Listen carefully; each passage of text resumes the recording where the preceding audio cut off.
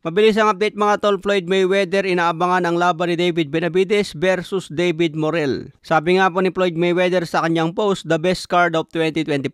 Unang harapan ni David Benavidez versus Morrell nagkasagutan kaagad. Matinding laban ito ngayong February 1, 2025. Maganda kasi ang undercard dito dahil magbabalik si Brandon Figueroa versus Fulton. Magbabalik din si Pitbull Isaac Cruz versus Fierro. Isang Mexican fighter si Angel Fierro at may kartada ang 22 win 17 KOs, may 2 talo. Muling magpapakitang gilas si Isaac Pitbull Cruz na may kartada ang 26 wins 18 KOs, may 3 talo. Matatandaan niya po natin huling laban niya kontra Jose Valenzuela at natalo si Pitbull Isaac Cruz. Maganda abangan din itong rematch ni Brandon Figueroa versus Stephen Fulton. Matatandaan na natalo si Fulton kontra Naoya Inoue at natapos ito sa TKO. Unang laban ni Figueroa versus Fulton, panalo noon si Fulton via majority decision. Kaya ito na ang pagkakataon ni Brandon Figueroa para makaganti kay Fulton. Abangan natin ang matitinding laban na ito ngayong February 1. Sana makita pa natin si David Benavidez kontra Canelo Alvarez at Artur Beterbiev. Samantala, bakbakan ng dalawang senior citizen, former heavyweight world champion Oliver McCall.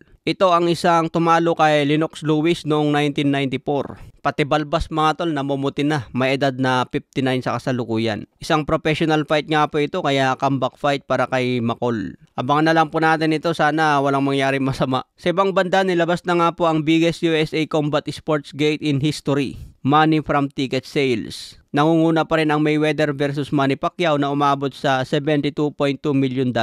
Mayweather versus McGregor 55.4 million. Canelo versus Golovkin 1 27.1 million. Canelo versus Golovkin 2 23.5 million. Tank Davis versus Garcia 22.8 million. Spence versus Crawford 21 million. Mayweather versus Canelo 20 million. Mayweather versus De La Hoya 19 million. Nakapasok nga po sa top 10 ang Jake Paul versus Mike Tyson, 18.1 million. Ito nga po ang pinakamataas na ticket sale sa kasaysayan. Wala pa rin makabura sa bakbakang Mayweather versus Manny Pacquiao. Pinakamataas sa ticket sales at pinakamalaki ang pay-per-view. Sa ibang banda naman, Atty. Ligas tuluyan na pong kinasuhan si Janrel Casimero at Jason Casimero. Dahil nga po yan sa issue noon na sinugod daw ni Janrel Casimero si Atty. Ligas. Kailangan harapin ito ngayon ni Janrel Casimero.